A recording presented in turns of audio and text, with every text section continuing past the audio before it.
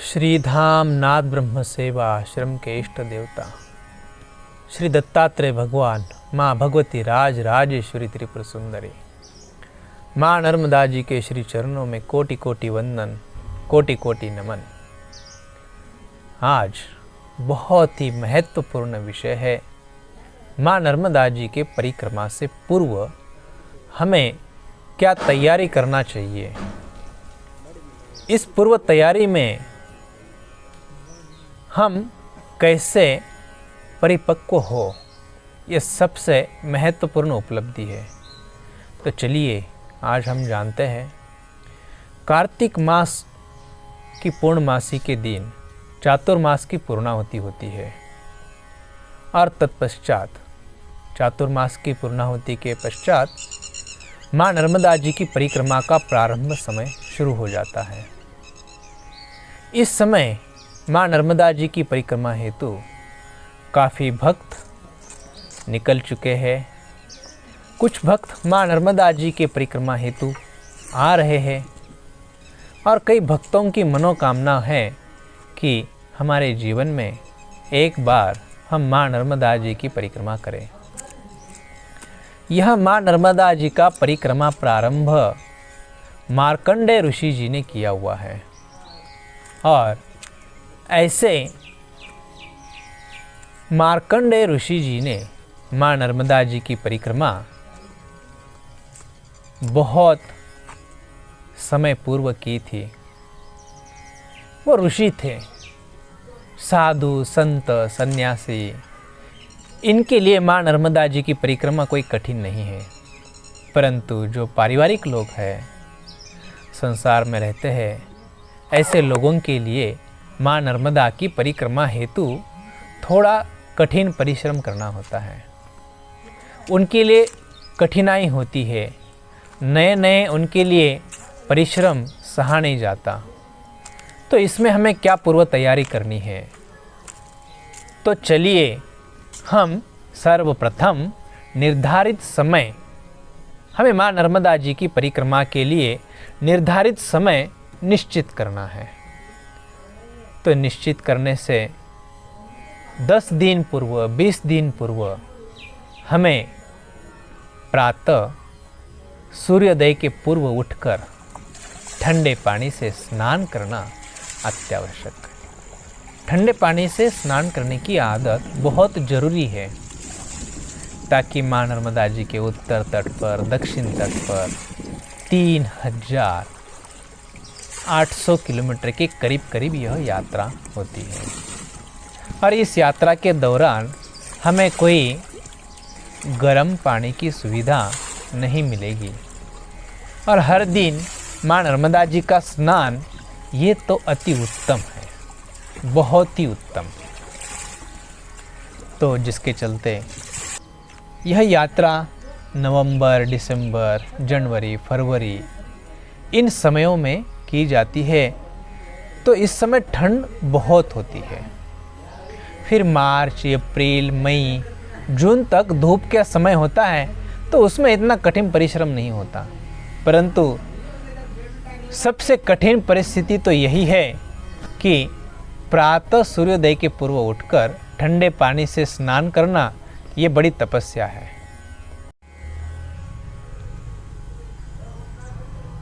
स्नान के पश्चात हमारे जो वस्त्र हैं, जो हर दिन हम परिधान करते हैं, उसे हमें साफ सुथरा अच्छे से सफाई, उनकी धुलाई करना चाहिए ताकि यह कपड़े हम हर दिन पहनते हैं, रास्ते से चलते हैं, तो यह सफ़ेद वस्त्र और कॉटन का जो सूती होता है, ये जल्द से जल्द खराब भी होता है।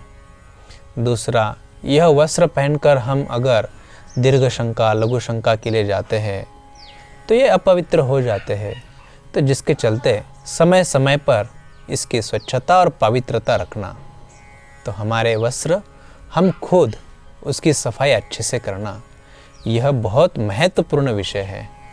बाकी आप परिक्रमा में चलते समय देखेंगे काफ़ी भक्तों के शरीर पे जो वस्त्र पहने हुए हैं, ये वस्त्र बड़े मलिन, काले, कलूट ऐसे दिखते हैं। तो ये सर्व महत्वपूर्ण बात है, इसकी आदत हमें लगानी है। तत्पश्चात हम वहाँ से प्रस्थान करने से पूर्व माँ नर्मदा जी का पूजन, जिस स्थान पर हमने रात्रि को विश्राम किया है उस स्थान पर माँ नर्मदा जी का स्तोत्र पाठ, उनको धूप दीप, उनका दर्शन, उनकी आरती करना, ये सब श्रद्धापूर्वक भाव से हमें करना बहुत आवश्यक है। और फिर माँ नर्मदा जी को कुछ न कुछ मीठा प्रसादी भोग और थोड़ा सा एक मिश्री का एक भी दाना रख दिया तो भी चलेगा। अपनी इच्छा से जो कुछ भी रखना है वो रखे, भोग लगाए माँ नर्मदा जी को, और फिर वहाँ से हमारा प्रस्थान करें। प्रस्थान करने के बाद फिर से हमें दूसरी आदत कि हर दिन हमें 10 किलोमीटर पैदल चलने की आदत। जो जूता चप्पल सैंडल आदि हम परिधान करना चाहते हैं तो वो पहन के हम पहले देखना चाहिए। वैसे तो ये प्रावधान है ही नहीं कि जूता चप्पल सैंडल आदि पहने, परंतु आज के युग में ये संभव नहीं है। इतनी कठोर तपस्या पारिवारिक लोग नहीं कर सकते, तो जिसके चलते हमें जिस जूता चप्पल सैंडल पहनना है उसकी हमें आदत होना चाहिए कि वो पहन के हम करीब करीब 10 किलोमीटर, कम से कम 10 किलोमीटर चल सके। तो यह आदत हमें घर पर ही लगानी है। तत्पश्चात हम जहाँ पर रास्ते में चलते चलते माँ नर्मदा जी के परिक्रमा वासियों की सेवा करने वाले जो भक्त हैं वो आपको नर्मदे हर ऐसे आपको संबोधित करते हैं।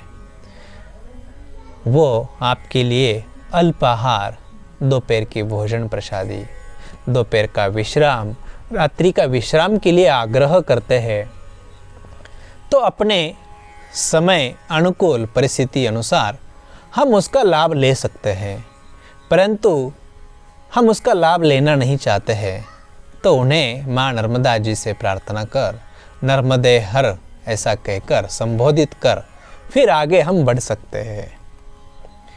उसके पश्चात जहाँ दोपहर का भोजन प्रसादी होती है, शाम की भोजन प्रसादी होती है, तो माँ नर्मदा जी के उत्तर और दक्षिण तट पर इतने भक्त हैं जो आपकी सेवा करते हैं। जबकि भोजन प्रसादी हमारी खुद की होना चाहिए, परिक्रमा हम कर रहे हैं, उसका फल हम प्राप्त कर रहे हैं, तो हम किसी और का भोजन अन्न ग्रहण करते हैं तो वो उनके शक्ति से यथाशक्ति वो आपको भोजन प्रसादी परोसते हैं। उस भोजन प्रसादी में आपको जो भी मिलता है, मीठा मिलता है, तीखा मिलता है, खट्टा मिलता है, जो भी मिलता है उसका अनादर नहीं करना। उसको हम भोजन प्रसादी को रूखी सूखी खिचड़ी भी क्यों न हो उसकी आदत हमें होना चाहिए। हमारे थाली में लिया हुआ भोजन झूठा न छोड़े, ताकि उन्होंने अपनी कमाई से बड़ी श्रद्धा से भक्ति से माँ नर्मदा जी के परिक्रमा करने वाले भक्तों को यह प्रसादी बड़े परिश्रम करके लाई हुई होती है। और जबकि हम इस परिक्रमा मार्ग में चलते समय ऐसी भोजन प्रसादी हमारे समक्ष आती है तो हम उसको डिब्बे में या फिर थाली में झूठा रख के बाहर जाके फेंक के आते हैं, तो ऐसा करना उचित नहीं है। क्या हम हमारे परिवार में, घर में जब प्रतिकूल परिस्थिति आती है उस समय भी हमें ऐसा भोजन कभी कभी करना पड़ा है, तो उस समय पर हमने ऐसा ही किया, झूठा भोजन रख के जो भोजन पसंद नहीं आया उसको उठा के बाहर ले जाना और फेंक देना। हाँ, परोसते समय उन्होंने अगर ज़्यादा परोसा तो ये परोसने वाले की गलती है, परंतु परोसने वाले को यही इतना ही बताए कि पहले हमें जितना भोजन करना है उतना ही भोजन प्रसादी परोसी जाए। इसकी आदत वह जरूर लगाए। फिर वहाँ से विश्राम किया तो विश्राम के पश्चात इस बात का ज्ञात हो कि हम उस स्थान का हमने उपयोग किया है तो जाते समय वहाँ की सफाई जरूर करें। और सफाई नहीं कर सकते तो कम से कम जिस स्थान का हमने उपयोग किया है तो हमारे ओर से वहाँ पर कुछ गंदगी मत करो। कुछ फल के छिलके हो, प्लास्टिक पन्नी हो, पैरों के जूतों की धूल मट्टी हो, माचिस की तिलियाँ हो, जो दीपक जलाया है उसकी बाती हो, जो कचरा होता है। कई परिवार के लोग आते हैं जो नशे से भी साथ चलते हैं और वो नशा इतनी करते हैं तो वो सिगरेट, बीड़ी आदि उपयोग करते हैं। तो उनकी इच्छा, परंतु जिसके चलते उनके कारण किसी को तकलीफ भी ना हो, वो स्वयं अपनी नशा ऐसे स्थान पे करे जहाँ पर परिक्रमा वासियों को तकलीफ नहीं हो, ताकि ये कर्म उनका खुद का है। उनकी सोच ऐसी है कि जिनको सिगरेट से अगर तकलीफ है तो वो खुद उठ के चले जाए, तो वो खुद क्यों उठे? बीड़ी पीना ये कर्म जो है ये व्यक्तिगत है, वो खुद कर रहा है, तो उनका कर्म है ये। इसका दोष जो बैठा हुआ है उसको नहीं लगेगा। अगर बीड़ी पीने वाले को दूसरा व्यक्ति अगर कोई दूसरे कार्य से तकलीफ दे तो उसको गुस्सा आता है, तो उसको क्यों गुस्सा आना चाहिए? फिर वो बोलता है कि जिनको धुएं से तकलीफ है वो उठ के चला जाए। तो जिस व्यक्ति को तकलीफ है तो बीड़ी पीने वाला व्यक्ति भी वहाँ से उठ के क्यों नहीं जाना चाहिए? किसी ने अगर जगह पकड़ी है तो उस स्थान पे आकर उसको वो तकलीफ देता है, बीड़ी पीने वाला। इसलिए कबीर जी कहते हैं, बुरे से बुरा देखन मैं चला, बुरा न मिलिया कोई। कबीर जी कहते हैं तो सबसे पहले अपना मन की शुद्धि करें और अपना मन देखो, अपना चश्मा देखो। कबीर जी का यह दोहा बहुत सुंदर है, बुरा न मिलिया कोई, मन से बुरा बड़ा बुरा और कोई नहीं, ऐसे कबीर जी कहते हैं। तो इस बात का हमें ध्यान होना चाहिए कि हमारे कार्य परिक्रमा में किसी को तकलीफ नहीं हो। परिक्रमा मार्ग में चलते चलते चलते चलते हमें लघु शंका और दीर्घ शंका इसकी आवश्यकता पड़ती है। तो कई परिक्रमावासी कहीं पर भी लघु शंका करते हैं, कहीं पर भी दीर्घ शंका करते हैं। प्रातः स्नान के पूर्व भी, स्नान के पश्चात भी वो इसी प्रकार वो आदत होती है। तो सर्वप्रथम हमें परिक्रमा से निकलने से पूर्व ही इस बात का अभ्यास बहुत जरूरी है कि जहाँ कहीं पर भी हम लघु शंका और दीर्घ शंका करते हैं वो स्थान कहीं माँ नर्मदा जी का पात्र तो नहीं है, और वो पात्र के अलावा बाहर भी कहीं जाकर हम लघु शंका और दीर्घ शंका करते हैं तो सर्वप्रथम 3 बार हम तालियां बजाएं और ये शब्द मुंह से जरूर बोले कि यहाँ के अधिष्ठाता देवता जो कोई भी होंगे वो हमें क्षमा करे। यहाँ का स्थान हम लघु शंका दीर्घ शंका के लिए उपयोग में ला रहे हैं, आप हमें क्षमा करें।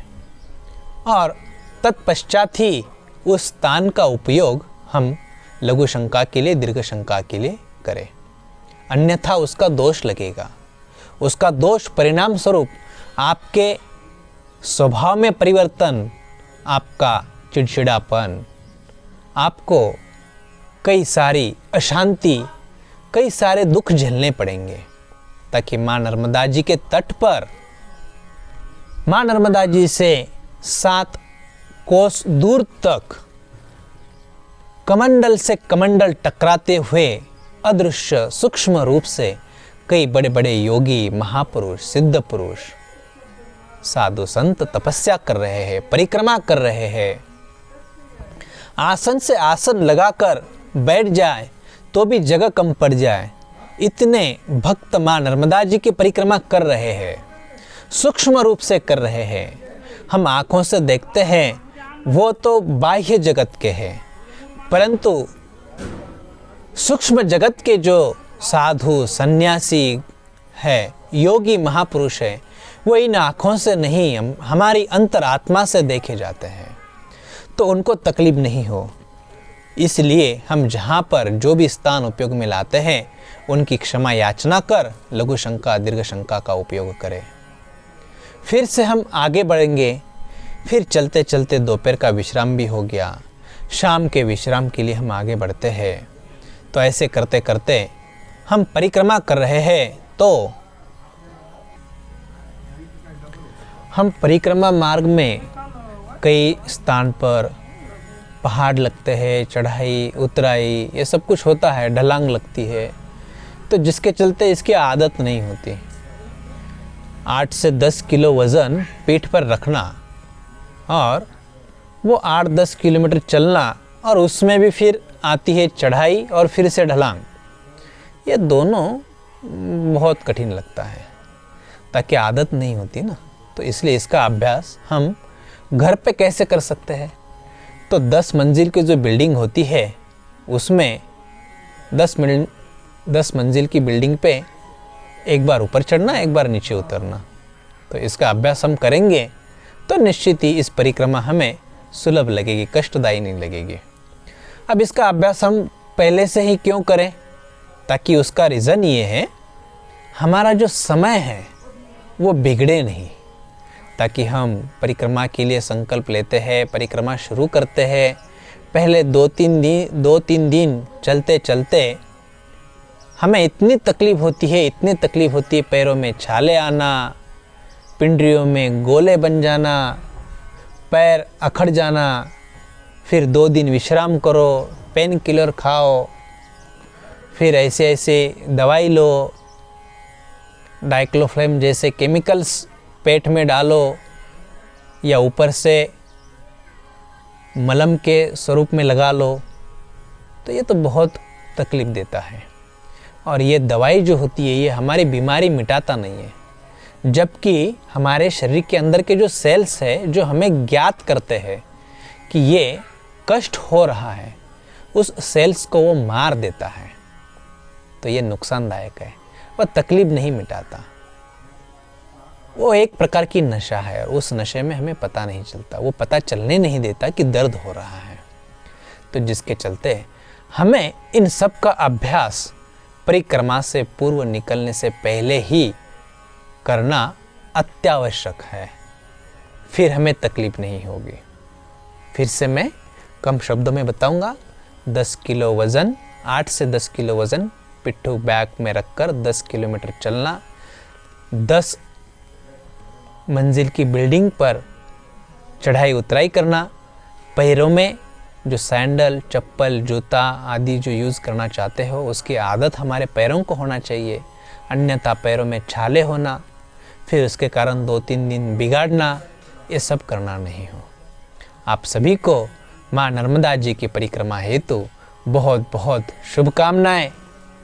और फिर रात्रि का विश्राम जहाँ करते हो तो उस विश्राम के स्थान पर लड़ाई झगड़े करते हैं। क्यों? वहाँ पर जगह नहीं मिलती, जगह मिलती भी है तो वहाँ पर बिछाने के लिए कुछ होता नहीं है। क्यों? ताकि वाहन से जो परिक्रमा करते हैं, रोड पर चलते हैं पैदल, संकल्प पैदल का लेते हैं, चलते चलते 2 व्हीलर दिखती उसको हाथ करते हैं 4 बजे, फिर आगे जो गांव आता है वहाँ जाके अपना आसन लगा देते हैं। फिर जो पैदल परिक्रमावासी पीछे से पैदल चलते चलते चलते चलते आते हैं, और उनको वहाँ पहुँचने से पहले ही कई आश्रमों में जगह का अभाव होता है, बिछाने के लिए चटाई उसकी अभाव होता है, ओढ़ने के लिए अभाव होता है। तो जो पैदल परिक्रमावासी चलते हैं वो वहाँ जाके उनको जगह नहीं मिलती, तो इसलिए फिर क्या होता है, झगड़े आपस में। लोग वाहन से आगे चलते हैं और जगह पकड़ते हैं, और जो पैदल चलते हैं, थक के आते हैं, परिश्रम करके आते हैं, उनके लिए असुविधा होती है। तो ऐसे में वो बहुत दुखी होते हैं। तो ऐसे में दुखी नहीं होना, झगड़े नहीं करना, और हम ही ये आदत लगाएं कि हम खुले में सोने की आदत लगाएं, ठंड सहने की आदत लगाएं। तत्पश्चात हम जहाँ विश्राम करते हैं वहाँ ज़मीन पर सोना होता है, परिवार में, घर में गद्दे के ऊपर सोते हैं। तो उसकी आदत हमारी यहाँ नहीं चलेगी। यहाँ पर हमें धरती पर सोना है, उसकी भी आदत होना आवश्यक है। इस बात का ध्यान रहे।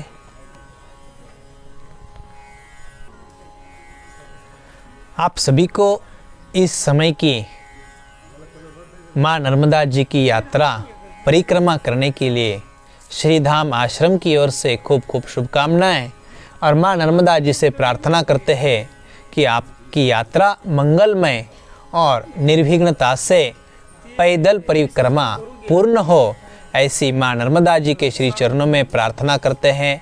श्री दत्तात्रेय भगवान, माँ भगवती राज राजेश्वरी त्रिपुर सुंदरी माँ नर्मदा जी के श्री चरणों में प्रार्थना करते हैं। आप सभी को नर्मदे हर, नर्मदे हर, नर्मदे हर।